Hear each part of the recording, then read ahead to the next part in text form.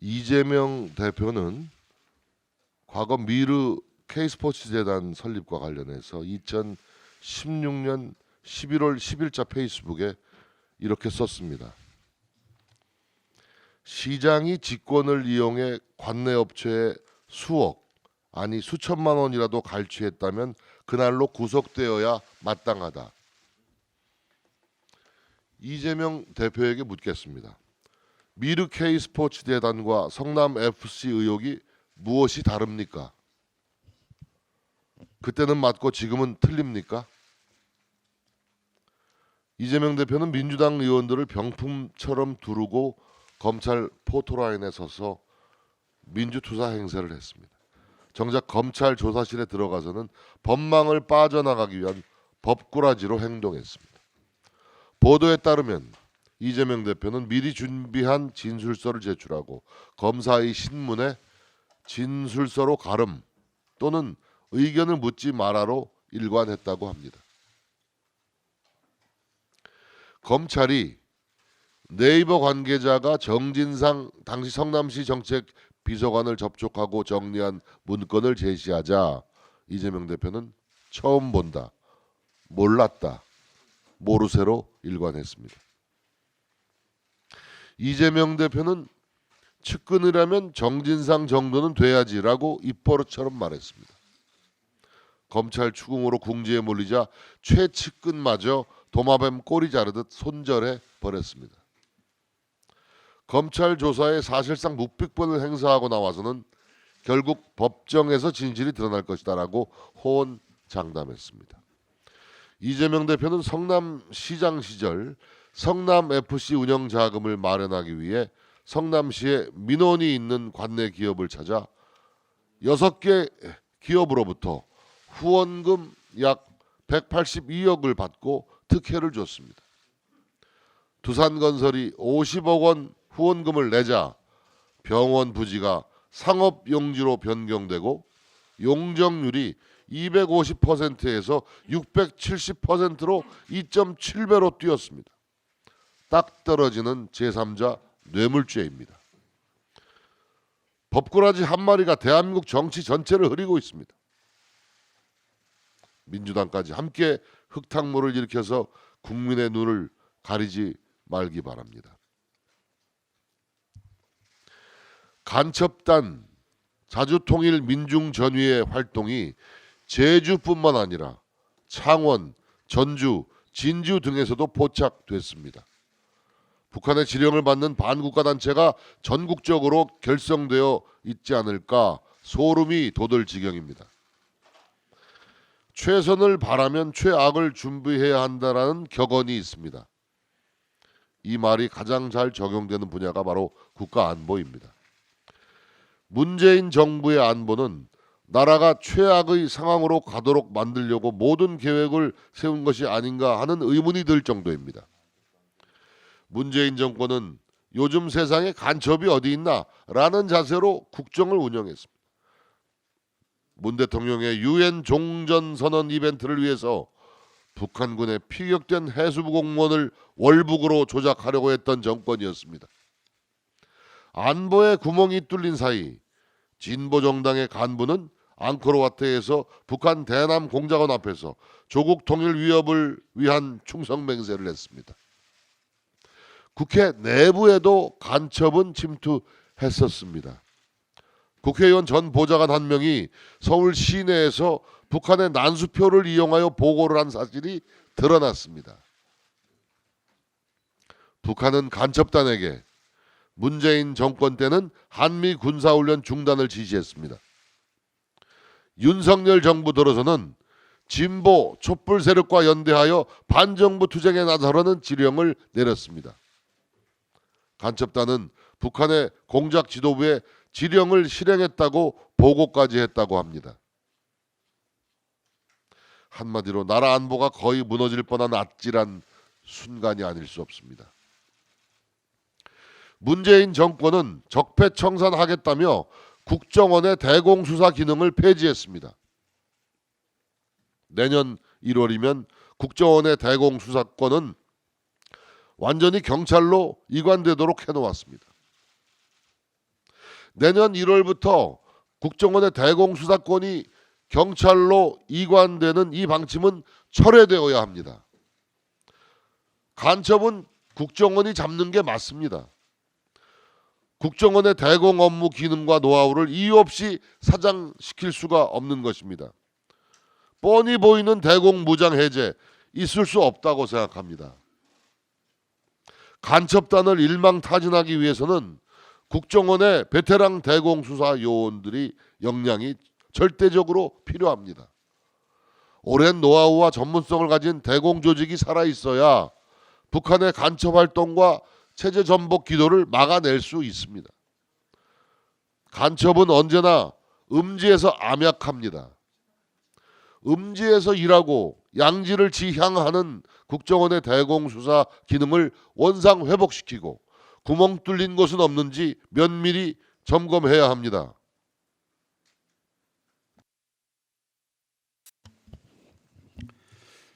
민주당이 단독으로 소집한 1월 임시국회가 방탄국회라는 점은 여러 차례 말씀을 드렸습니다. 민주당이 방탄국회가 아니라는 알리바이를 만들기 위해서 끊임없이 긴급 현안 질문 상임위 소집을 요구하고 있습니다. 무인기 관련 본회의 긴급 현안 질의는 주요 군사 기밀이 그대로 공개되는 일 때문에 저희들이 도저히 동의할 수가 없습니다. 그래서 민주당이 다시 국방위와 외통위의 개최를 요구해 왔습니다. 해당 상임위와 상의한 결과 다음 주에 국방위와 외통위를 열어서 무인기 문제 등을 국회 차원에서 논의하기로 그렇게 했다고 보고를 드립니다. 다음 이태원 참사 국조특위가 오늘 오후 2시에 유족 등을 상대로 공청회를 개최하고 다음 주에 청문 보고서 채택 절차 과정을 거치게 되면 모두 종결되게 됩니다. 오늘 오전 중으로는 녹사평 추모관도 방문할 예정인 걸로 알고 있습니다. 끝까지 성실하게 국정조사에 임해서 사고 원인도 정확하게 규명하고 책임 소재도 밝히고 또 재발 방지를 위한 조치를 마련하는데 최선을 다해 주기를 바라겠습니다. 예금과 대출의 이자 차이, 예대 이율 차이가 커서 서민들이 많은 어려움을 겪고 있습니다. 1월 10일 기준 5대 시중은행의 주요 정기예금 상품 최고 금리는 3.89% 내지 4.27%입니다. 작년 11월에는 5%대를 넘기도 했는데 2개월 만에 1%가 떨어진 것입니다. 이에 반해서 5대 은행의 주택담보대출 금리는 4.93 내지 8.11%를 기록했는데 주택담보대출 금리 상단이 8%를 넘은 것은 2008년 금융위기 이후 처음이라고 합니다.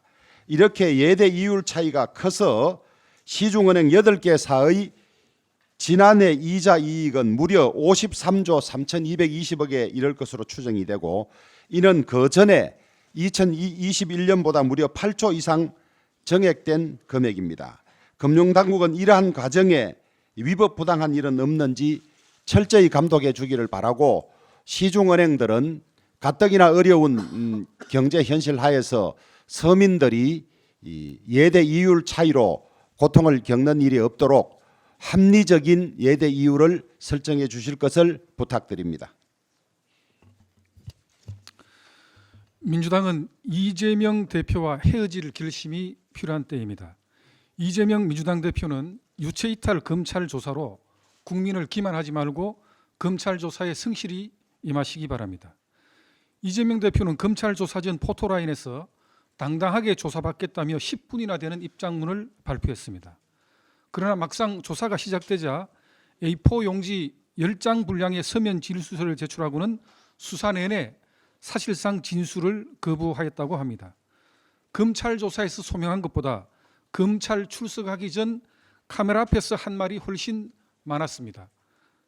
그동안 대장동 수사에 대한 이재명 대표의 이중성, 측근에 대한 뻔뻔함을 보았을 때 이미 예상한 결과입니다.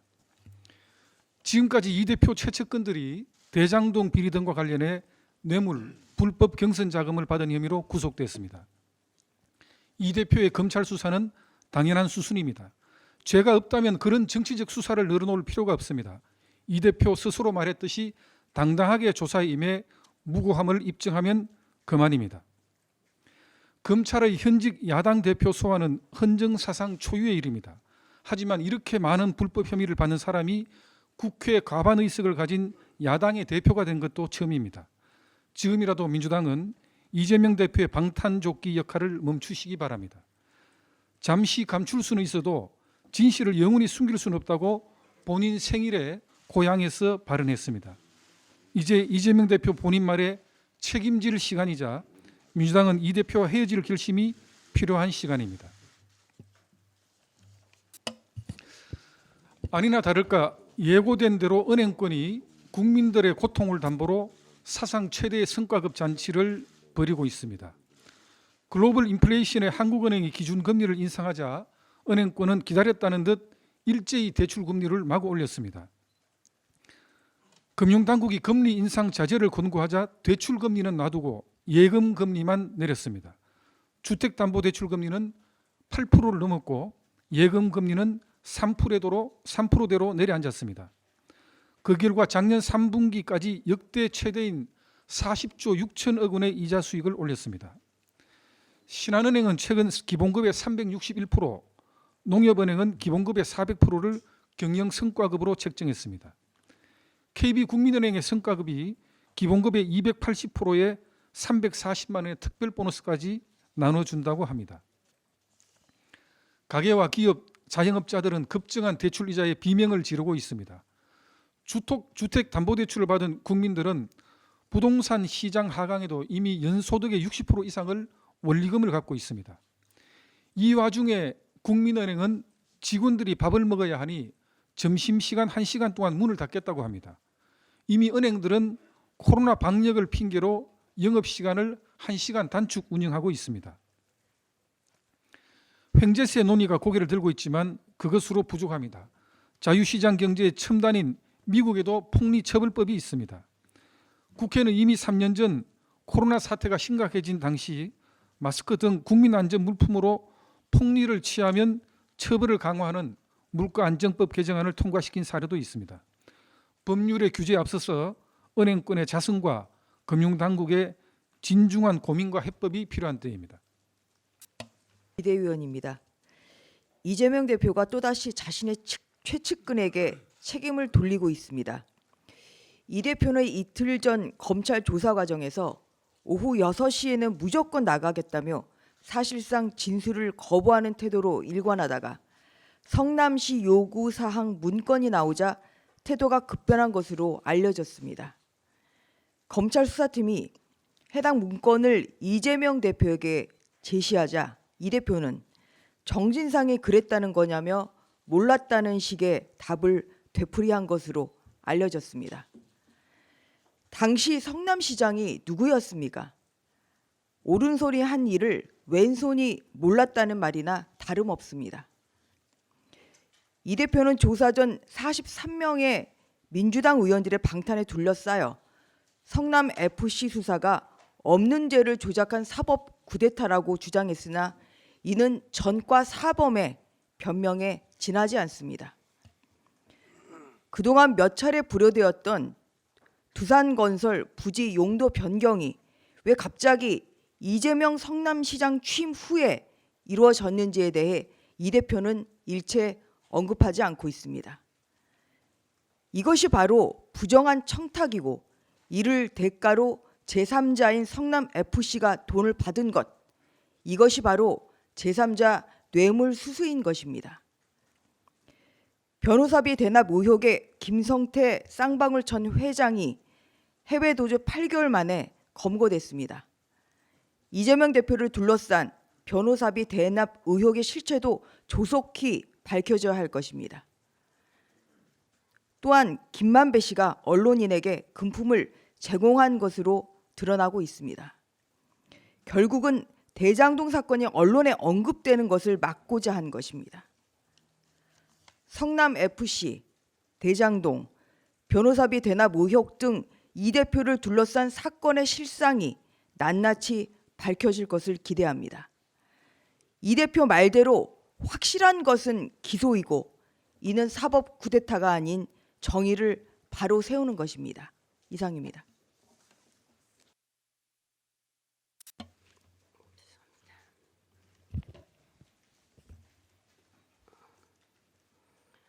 죄송합니다.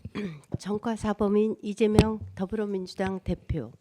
하도 수사 중인 것이 많아서 일일이 거론하기도 힘들 지경입니다. 대장동과 위례 신도시 개발사업 특혜, 백현동 아파트 개발사업 특혜, 성남 FC 불법 후원금, 쌍방울그룹 변호사비 대납, 경기도 주택공사 합숙소 선거 캠프 사용, 경기도 법인카드 유용 등 각종 의혹들이 있습니다. 조카의 여자친구와 장모 살인 사건을 데이트 폭력으로 변호해 유가족으로부터 고발당한 사건, 대선 기간 동안 고 김문기 씨를 모른다고 하고 대장동과 백현동 사건들과 관련해 허위 사실을 공포하는 등 공직선거법 위반 등등 도무지 셀 수도 없는 범죄 의혹이 꼬리에 꼬리를 물고 있습니다. 이 사건의 핵심 증인들은 4명이나 극단적인 선택을 했습니다. 지금 이 사건들은 법원 재판을 기다리고 있거나 검찰과 경찰의 수사가 진행 중입니다. 대부분 지난 대선 때 민주당의 경선 과정에서 경선 상대였던 이낙연계에 의해서 의혹이 제기되거나 고발된 사건들입니다. 즉 민주당의 내부 총질이 이재명 수사의 발단이었습니다. 그런데도 이재명 대표는 11일 성남FC 후원금 의혹으로 전날 검찰 소환 조사를 받은 것과 관련해 없는 죄를 만들었다. 정적 제거다라며 우리가 왕을 뽑았느냐, 주어진 권한을 국민을 위해 국가 공동체를 위해 공적으로 써야 한다. 사적 복수에 공적 권한을 사용하면 도둑이지 공무원이겠냐라며 윤석열 대통령을 겨냥했습니다. 대체 누가 도둑입니까? 정적 제거의 음모는 대체 누가 꾸몄습니까? 사적 복수를 꿈꾼 자들은 누구입니까? 그 실체가 궁금하시다면 지금 바로 오늘 이재명 팬카페인 제명인의 마을을 방문해 보시면 그 답이 있습니다. 성남FC 후원금 사건 중에 가장 이상한 것은 네이버의 우회 지원입니다. 네이버는 시민단체인 희망살림에 40억을 지원합니다. 성남FC에 지원하지 않았습니다. 희망살림의 공동대표는 한 분은 방송인 김어준의 처남인 인태연 전 청와대 비서관입니다. 또 다른 공동대표는 전 경기주택공사 사장을 지낸 이헌욱 변호사입니다. 이헌욱 변호사가 누군지 아십니까? 민주당 최민희 디지털 소통위원장 산하에서 댓글 조작, 가짜 뉴스 모니터 단장을 지내며 친문계의 적자인 김경수 전 경남지사를 드루킹 댓글 조작 사건으로 고발한 장본인입니다. 당신은 민주당이 추미애 대표 체제였습니다. 네이버는 40억을 투자했고 지원했고 희망살림은 1억 원을 남기고 39억 원을 성남FC에 후원합니다. 왜 네이버는 성남FC에 직접 후원하지 않았습니까? 그 연결고리가 매우 수상합니다. 추미애는 당시 이재명 후보가 누님으로 불렸던 가장 강력한 후원자였습니다. 추미애, 이헌우, 이재명 라인, 이들은 지난 대선 때 이낙연계와 맞서 싸운 세력, 즉 친명계의 중심 세력입니다. 지금 이재명 팬카페 제명인의 마을에선 낙엽계, 수박 등 이낙연계를 지칭한 세력에 대한 비난이 쏟아지고 있습니다. 이유가 뭔지 아십니까? 이낙연 전 총리 때문에 이재명 대표가 소환됐다고 믿는 괴딸들 때문입니다. 급기야 어제 이재명 대표는 인천에서 지지자들에게 겉과 속이 다르다는 뜻으로 주로 비이재명계를 지칭해온 수박이라는 말을 더 이상 쓰지 말라고 당부하기까지 했습니다. 즉 이재명 범죄 의혹은 그 시작도 내부 총질, 그 끝도 내부 총질입니다. 1955년에 창당된 민주당의 역사는 이재명계와 이낙연계의 내부 총질로 분열하고 자멸하는 중입니다. 마지막으로 더 황당한 한 가지, 검찰이 네이버 관계자가 정진상 당시 성남시 정책비서관을 접촉한 결과에 따라 성남시 요구안을 정의한 문건을 제시하자 이 대표는 정진상이 그랬다는 것이냐, 몰랐다 등으로 답한 것으로 알려졌습니다. 호주로 9박 11일간 출장 가서 골프도 함께 친 고 김문기 씨도 모른다고 하더니 이제는 최측근이라고 스스로 고백한 정진상까지 손절하고 나섰습니다. 배신이 배신을 꼬리물고 있습니다. 이것이 바로 이재명 대표의 민낯입니다.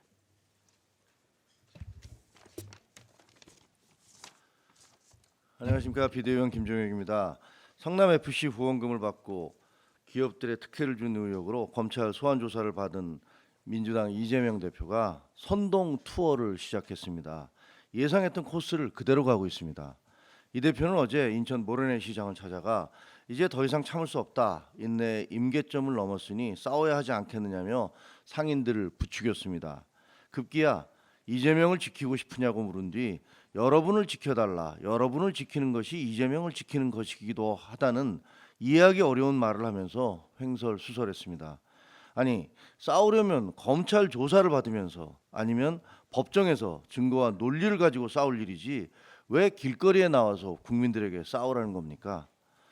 성남FC 시민구단을 만들었다면서 대장동에서 최대 환수를 했다면서 그걸 정치적 치적으로 내세워 이득을 볼 때는 언제고 그 치적의 실체가 드러나 사법 처리를 받을 위기에 처하니까 그건 국민들이 권리에서 막으라는 겁니까? 이 대표님 제발 역사, 국민, 정의, 민생 이런 단어 좀 남발하지 마시기 바랍니다. 이 대표님 말대로 인내 임계점을 느낍니다. 이재명 대표는 검찰 조사에서 미리 준비해간 진술서만 앵무새처럼 되풀이하다 검찰이 자신의 최측근인 정진상과 기업들 간에 오고 간 메일 등 증거를 제시하자 나는 몰랐다며 발뺌한 것으로 언론에 보도되고 있습니다. 검찰에 출두할 때 그 당당함은 어디로 갔습니까?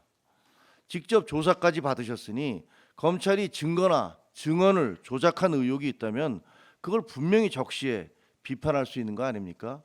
그렇게 못하지 않습니까? 궁지에 몰리면 강성 지지자들을 길거리에 동원해 정치 탄압을 외치며 판을 뒤집으려는 것.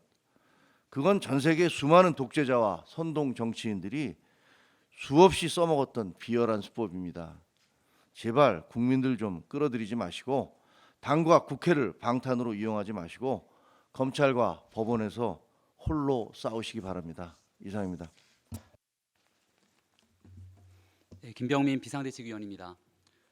종합편성 채널 재승인 평가 과정에 개입했다는 의혹을 받아온 방송통신위원회 과장급 간부가 어제 전격 구속됐습니다. 도대체 지난 정권에서 무슨 일들이 있었던 겁니까? 언론 탄압을 넘어서 언론 말살을 획책한 시도가 아니라고 어떻게 말할 수 있겠습니까?